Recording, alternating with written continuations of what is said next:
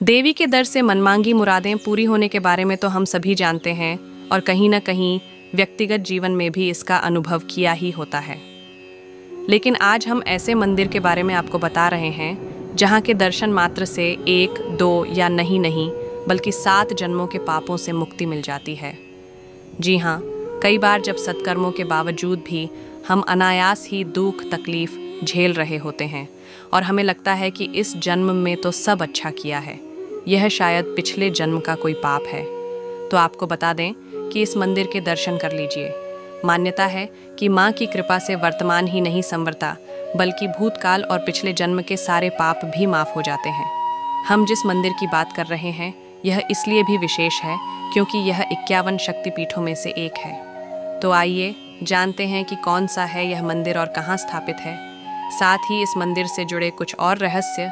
51 शक्तिपीठ में से एक जिस मंदिर का हम जिक्र कर रहे हैं वह देवभूमि उत्तराखंड के टिहरी जनपद में स्थित है।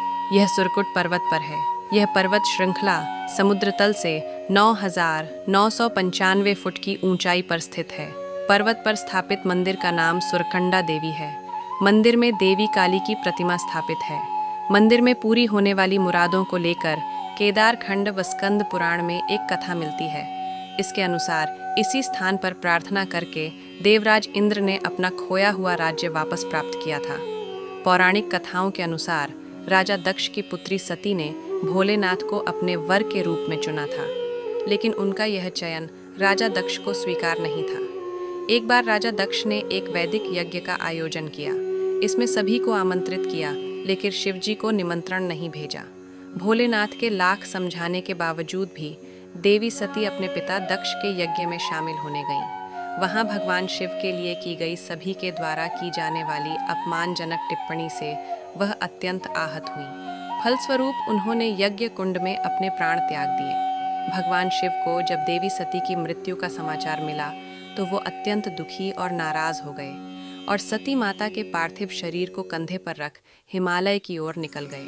भगवान शिव के गुस्से को एवं दुख को समाप्त करने के लिए एवं सृष्टि को भगवान शिव के तांडव से बचाने के लिए श्री हरि ने अपने सुदर्शन चक्र को सती के नश्वर शरीर को धीरे धीरे काटने को भेजा। सती के शरीर के 51 भाग हुए और वह भाग जहाँ गिरे वहाँ पवित्र शक्तिपीठ की स्थापना हुई। जिस स्थान पर माता सती का सिर गिरा वह सिरकंडा कहलाया, जो वर्तमान में सुरकंडा नाम से प्रसिद्ध है। मंदिर में लड्डू, पेड़ा और माखन मिश्री का प्रसाद तो आपने खूब ग्रहण किया होगा, लेकिन सुरकंडा देवी में अलग ही तरह का प्रसाद मिलता है। यहाँ प्रसाद के रूप में भक्तों को रौंसली की पत्तियाँ दी जाती हैं। यह औषधीय गुणों भी भरपूर होती हैं। मान्यताओं के अनुसार इन पत्तियों को जिस भी स्थान पर रखा जाए वहाँ सुख समृद्धि का वास होता है। स्थानीय निवासी इसे देव वृक्ष मानते हैं।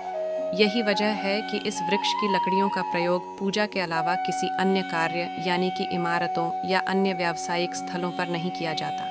सिद्धपीठ मान सुरकंडा मंदिर के कपाट पूरे वर्ष खुले रहते हैं।